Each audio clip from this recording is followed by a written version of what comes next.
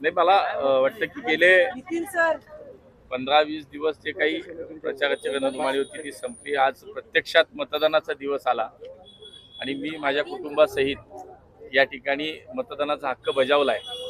मला विश्वास आहे की मागच्या सगळ्या काळामध्ये पुणे शहरामध्ये भारतीय जनता पार्टीच्या माध्यमातून जे काही काम आम्ही मंडळी करू शकलो, माननीय मोदीजींच्या नेतृत्वात, देवेंद्रजींच्या नेतृत्वामध्ये महापालिकेत 5 वर्ष जे काही आम्ही सगळ्यांनी मिळून काम केलंय.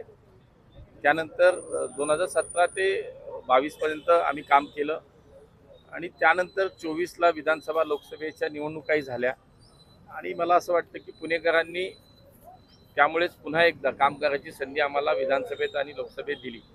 आजही मला तोच विश्वास आहे की जे काही काम पुणेकरांनी पाहिलंय त्याच्यावरती भारतीय जनता पार्टीवरती नेतृत्वावरती विश्वास व्यक्त करून आज पुन्हा पुणेकरांचं पूर्ण समर्थन आमच्या सोबत राहील हा मला विश्वास वाटतो.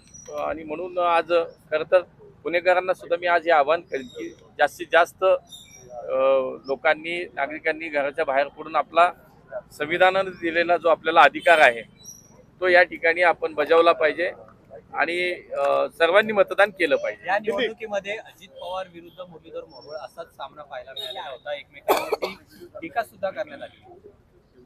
नाही, मला असं वाटतं मी कधीच वैयक्तिक बोललो नाही, परंतु काही समोरनं आल्यानंतर बोलावं लागतं. आणि मला असं वाटतं की शेवटी पुणेकर हे खूप विचार करून मतदान करतात. पुणेकर हे सुज्ञ आहेत, पुणेकर हे जाणकार आहेत आणि म्हणून कुठल्याही टीका टिप्पणी खालच्या स्तरावरती जाऊन काही ठिकाणी झाल्या. सोशल मीडिया राष्ट्रवादीवाल्यांचे पार्टीच्या आणि पालकमंत्र्यांच्या सोशल मीडिया टीमनं नको त्या स्तरावरती खाली जाऊन या निवडणुकीमध्ये प्रचार केला. सामदाम दंड भेद सगळं जसं काही गुन्हेगारी पार्श्वभूमी आणि या सगळ्याचाच वापर झाला. मला वाटतं पुणेकर त्याला आज मतपेटीतून या सगळ्या प्रकारांना नक्कीच उत्तर देतील. किती जागांचा निर्धार साधारण अपेक्षा आहे, विश्वास वाटतोय तुम्हाला?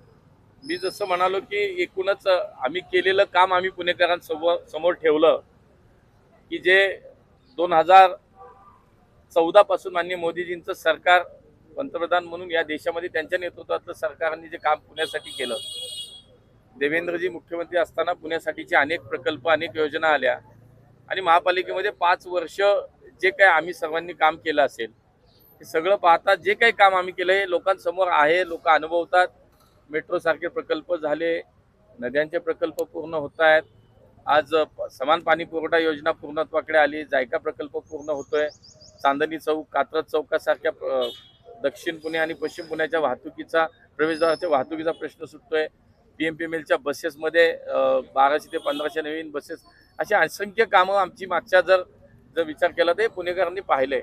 आणि म्हणून मला विश्वास आहे की पुणेकर हे विकासाला, प्रगतीला आणि या शहराचं आत्ता आणि भविष्याचं म्हणजे पुढच्या पिढीचं सुद्धा भविष्य पुणेकर पाहतात. ते निश्चितपणे कोणाच्या हातात सुरक्षित आहे? मोदीजींच्या नेतृत्वातील देवेंद्रजींच्या मार्गदर्शनाखाली भारतीय जनता पार्टीच्याच हातात सुरक्षित आहे. देवेंद्रजी हे पुणेकर जाणतात. म्हणून मला असं वाटतं की 120 ते 125 जो काय मी शहरभरात सगळ्या भागामध्ये जो काय फिरलोय, प्रचार झालाय, त्यामुळे मला विश्वास आहे की जो उदंड प्रतिसाद मिळत होता, पुणेकर ठिकठिकाणी जो साथ देत होते, हे सगळं जर पाहिलं तर मला असं वाटतं अत्यंत सकारात्मक वातावरण आहे.